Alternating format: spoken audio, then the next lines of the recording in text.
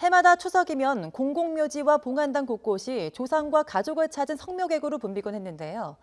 올해는 코로나19 예방을 위해 사전 예약제 등 조처가 더해지면서 예년과 달리 한산한 모습입니다. 현장에 취재기자 나가 있습니다. 홍민기 기자. 네, 경기도 수원시 연화장에 나와 있습니다. 네, 현재 분위기 어떻습니까? 네, 제가 나와 있는 곳은 추모의 집이라는 봉안당 입구입니다. 오늘이 추석 당일인 만큼 이곳을 찾는 추모객들의 발길도 계속 이어지고 있는데요.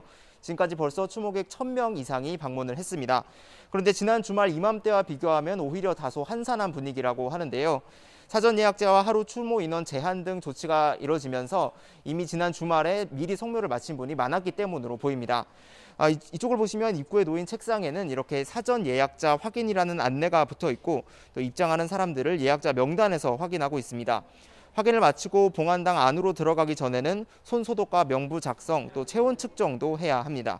명절을 맞아 추모객들이 봉안당에 몰리면서 혹시 모를 감염이 일어나지 않도록 정부의 방역 지침을 따른 겁니다. 이곳 수원시 연화장은 추석 성묘 기간을 지난달 17일부터 오는 15일까지 한 달 정도로 늘렸습니다. 이 기간에는 사전에 전화로 예약한 추모객만 입장할 수 있고 또 일일 추모 인원도 제한됩니다. 예약자를 포함해 최대 가족 4명이 입장할 수 있는데요. 하루에 많으면 450가족, 모두 1,800명만 안으로 들어가 추모할 수 있습니다. 고인 4만 명이 안치된 이곳 수원시 연화장은 명절 때마다 10만 명에 달하는 추모객이 찾는 곳입니다. 하지만 올해는 이런 조치가 시행되면서 추모객이 예년의 10분의 1 수준인 10,000명 정도로 줄어들 것으로 보입니다. 또 향을 피우거나 차례를 지내고 남은 음식을 나눠 먹는 등 재래 행사도 감염을 막기 위해 금지됐습니다. 추모객들은 지난해 추석과 달라진 풍경에 다소 낯설어하기도 했는데요. 추석을 맞아 고인과 가족들에게 보내는 소망은 여전해 보였습니다. 직접 들어보시겠습니다. 조금 아쉽게 생각하고 조금 얼른 끝나고 코로나 끝나고 다시 이렇게 정상적으로 돌아갔으면 좋겠습니다. 힘들게 하신 가족들 건강하게 지냈으면 좋겠습니다. 아버지 잘 보고 계세요. 저희 잘 살고 갈게요.